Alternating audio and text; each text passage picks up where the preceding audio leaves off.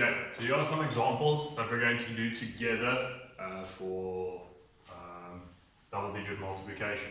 Now before we get to these examples, I just want you to quickly look at this one. We've got 27 times 427. Now if you can remember commutative law, you can swap those two around. You don't have to say 27 times 427. You can also say 427 times 27. Because we're just doing multiplication by two-digit numbers. So if you have it this way around, then it's super simple. You can just write it as 427 times 27. And then you can apply that rule where in the second line we add a 0. Okay, but let's quickly start with these examples. So let's do this one first.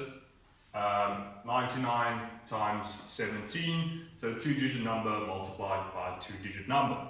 So let's apply what we just learned in the previous video. So let's start. So we start with the unit. We're going to multiply it by the top unit and the top 10.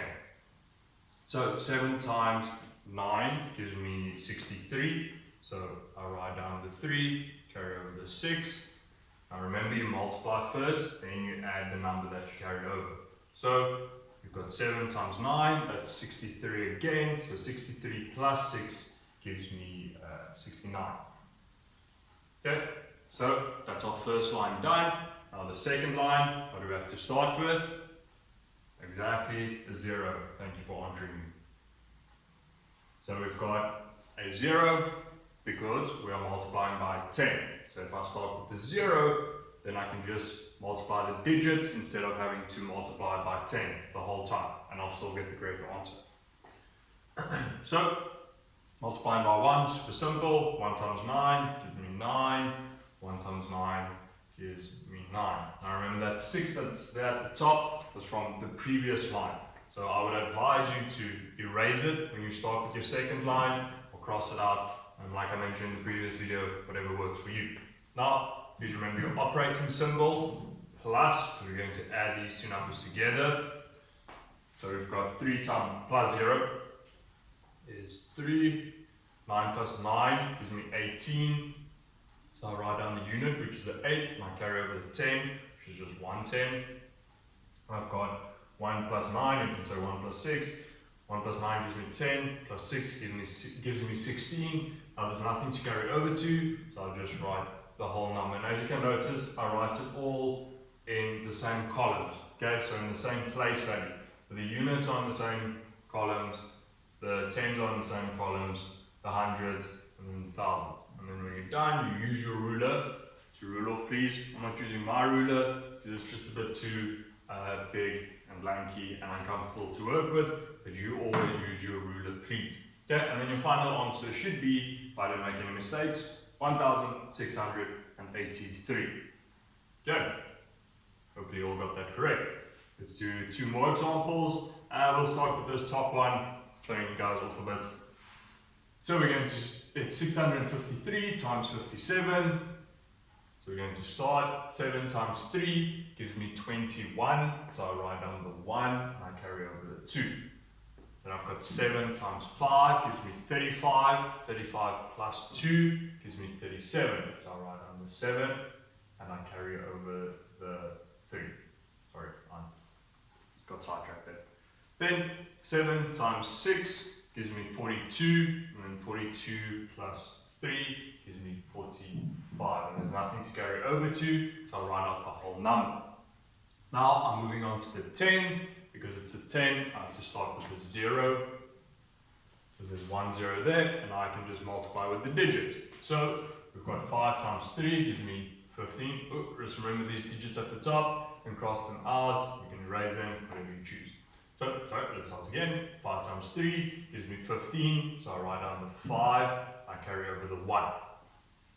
And I've got 5 times 5, which gives me 25. Now to add that 1 at the top, so 25 plus 1 gives me 26. I write down the 6, and I carry over the 2. And then I've got 5 times 6 gives me 30. 30 plus 2 gives me 32. And there's nothing to carry over to, so I write out the whole number, making sure that all my place values are in the same columns. Now it's easy. Now I can just add them. Remember your operating symbol. 1 plus 0 equals 1.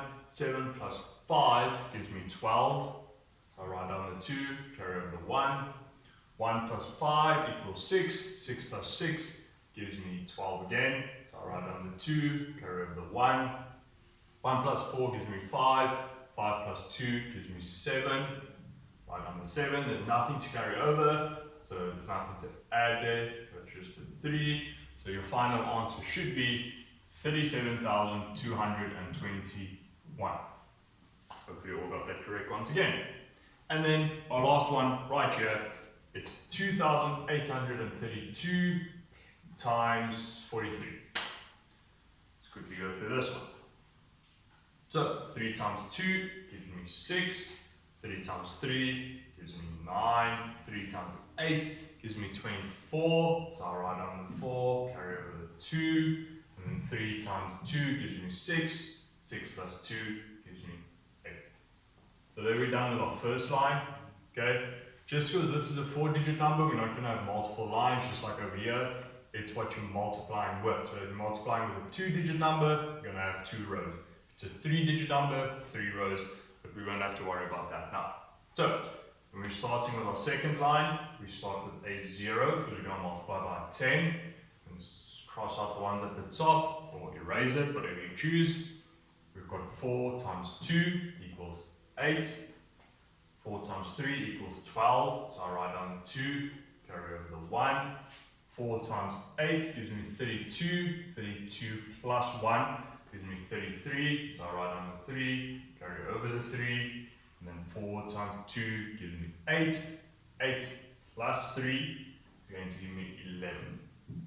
And then your operating symbol, we're going to add these two together. Please remember, use your ruler, not freehand. 6 plus 0 equals 6.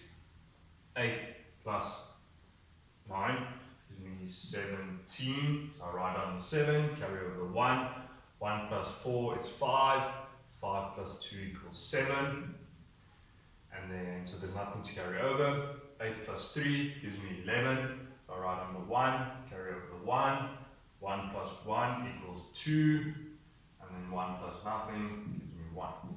I'll rule off with my ruler, and your final answer should be 121,776. So hopefully you got that one, and all the other ones correct as well.